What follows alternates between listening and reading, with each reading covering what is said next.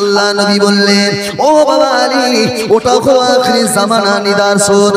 দুনিয়ার জমিনে এক শ্রেণীর আলেম, হাফেজ, আলেম, ওলামা এরা এমন করে মসজিদের মাদ্রাসার রোশের ও দশের আম জনতার টাকা খেয়ে খেয়ে ভুঁড়িটা বড় করবে, শরীরের রক্তগুলো সব হারাম করে ফেলবে।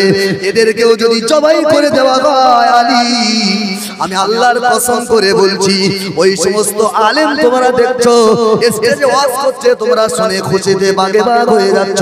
ও বাবা আলী হারাম খেয়ে খেয়ে ভুঁড়িটা বানিয়েছে, ওর ভুঁড়ি যদি ফুটো করে দেওয়া হয় আর যদি রক্ত বার হয়, ওই রক্তে একটা করে শুকরের বাচ্চা পয়দা হবে।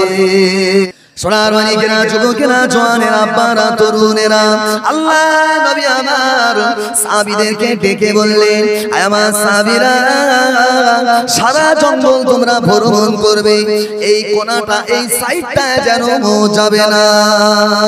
আল্লাহ পাকের নবীর প্রিয় সাহাবী হযরত আলীর মনের ভিতরে বড় কৌতূহল হলো, ও দয়াময় আল্লাহ, তোমার নবী এই দিকে কেন যেতে মানা করেছেন?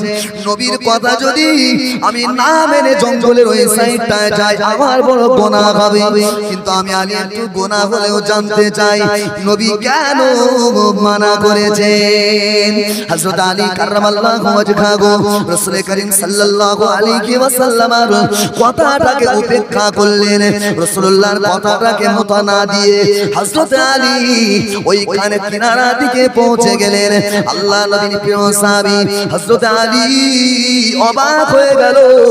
ওই কিনারায় যখন পৌঁছালেন, দেখতে পায় জঙ্গলের ভিতরে পাশাপাশি তিনটি কুয়া রয়েছে। কিন্তু অবাক হওয়ার কথা, প্রথম কুয়ার পানিগুলো ফোয়ারার মতো ফিনকিরি দিয়ে উঠে দ্বিতীয় কুয়ায় পড়ে, দ্বিতীয় কুয়ায় এক ফোঁটা পানি পড়ে না। হযরত আলী আবার আগাতে লাগলেন, আরো অবাক হয়ে গেল, আরো অবাক হয়ে গেল।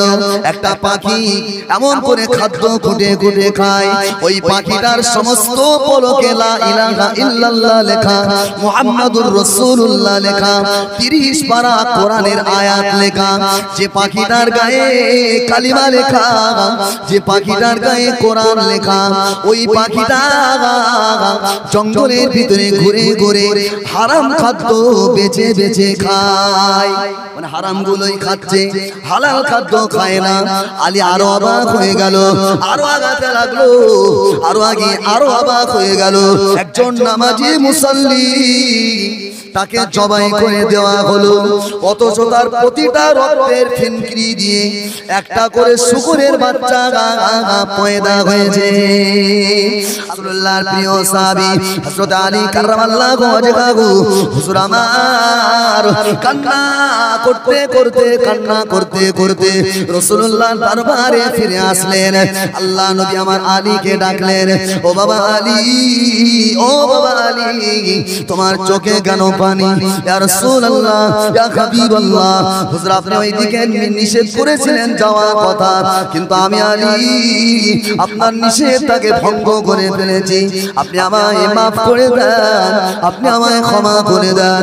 আল্লাহ নবী বললেন, আমার জামাত আলী, আমি তোমাকে ক্ষমা করে দিলাম, চোখের পানি বন্ধ করো, চোখের পানি ফেলো না বাবা, চোখ কান্নাকাটি করো না বাবা। আল্লাহ নবী এই কথা বলার পরে হযরত আলী কাররামাল্লাহু ওয়াজহাহু আরো বেশি বেশি কাঁদেন। আল্লাহ নবী জিজ্ঞাসা করলেন, ও বাবা আলী, আমি তোমাকে ক্ষমা করে দিলাম, আমি তোমাকে মাফ করে দিলাম, এরপরেও কেন তুমি কাঁদো? এরপরেও কেন রোনাজারি করো? এরপরেও কেন চোখের পানি ফেলো? ওই সময় হযরত আলী বলেছিলেন, ইয়া রাসূলুল্লাহ,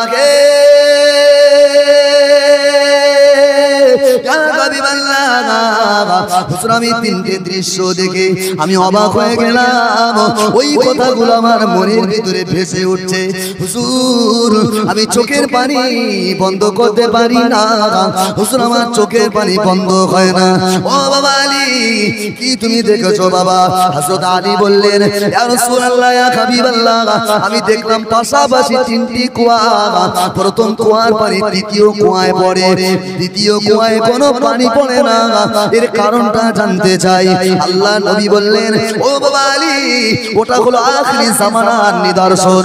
আখিরি জামানায় এমন করে আপন ভাইয়ের সঙ্গে নিজেদের সঙ্গে মিল থাকবে না, বাইরের সঙ্গে অন্যের সঙ্গে দূরের সঙ্গে ধর্ম কুটুম পাতাবে, তাদের সঙ্গে বিরাট আত্মীয়তা করবে, আপনের সঙ্গে মিল থাকবে না, অন্যের সঙ্গে দোস্ত বানাবে। ওটা হলো কিয়ামতের আলামত। আছে না নেই?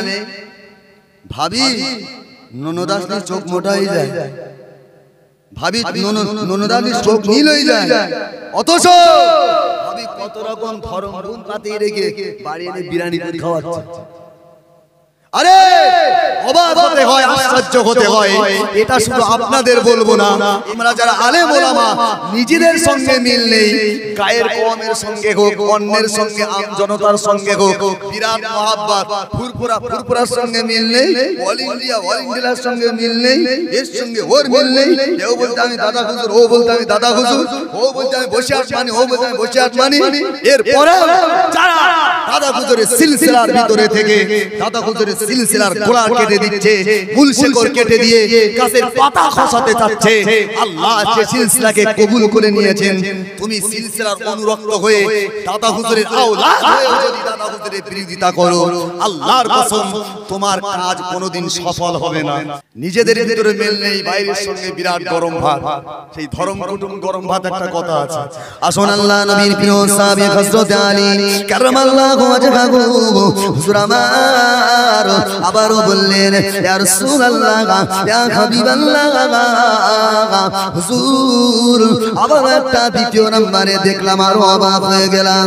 ইয়া রাসূলুল্লাহ, ইয়া হাবিবাল্লাহ, দ্বিতীয় নম্বরে দেখলাম যে পাখিটা হারাম খাদ্য খুঁটে খায়, তার গোটা গায়ে কোরআন লেখা, তার গায়েতে লা ইলাহা ইল্লাল্লাহ মুহাম্মাদুর রাসূলুল্লাহ লেখা, অথচ পাখিটা কেন হারাম খায়? আল্লাহ নবী বলেছিলেন, ও বাবা আলী, ওটাও হলো আখিরি জামানার নিদর্শন, ওটাও হলো আমার উম্মতের নিদর্শন।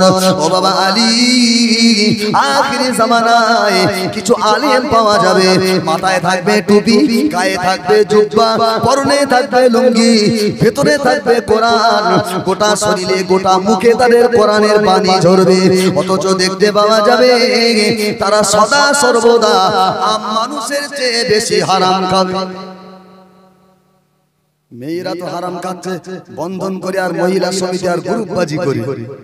আমার মতো এমন কিছু আলেম রয়েছে যারা মাদ্রাসা, ছোট একটা চটি মতো মাদ্রাসা চালায়, অথচ নির্লজ্জ আজকের মুসলমান ঘরের কলঙ্ক। এরা বাড়িটা পুরো পাথর দিয়ে ঘিরে ফেলেছে, বাড়িটা সুন্দর করে পুট্টি করে ফেলেছে, একটা কামরায় এসি লাগিয়ে ফেলেছে। আল্লাহর রাসূল বলেছিল এদের ভিতরে কোরআন থাকবে, হাদিস থাকবে, জানা সত্ত্বেও এরা ওই মাদ্রাসার মাল আত্মসাৎ করবে, মসজিদের মাল আত্মসাৎ করবে, এরা এমন করে এতিম অসহায়ের মাল আত্মসাৎ করবে। তাই আমি রাসূলুল্লাহ বলে দিলাম, ওটা আখিরি জামানার নিদর্শন। তুমি উপরে দেখতে পাচ্ছ কোরআন, কিন্তু ভিতরে হারাম খাচ্ছে, এটা হলো আখিরি জামানার একদল আলেম।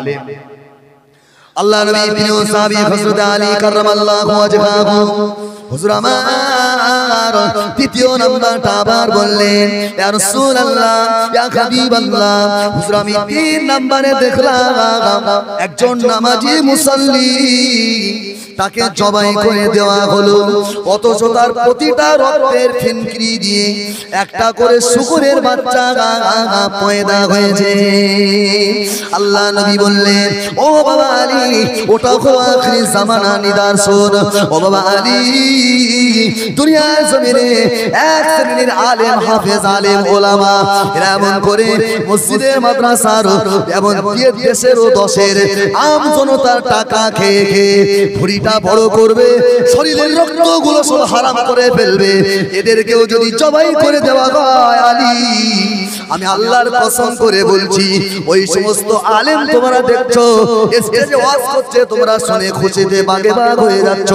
ও বাবা আলী, হারাম খেয়ে খেয়ে ভুড়িটা বানিয়েছে, ওর ভুড়ি যদি ফুটো করে দেওয়া হয় আর যদি রক্ত বার হয়, ওই রক্তে একটা করে শুকরের বাচ্চা পয়দা হবে।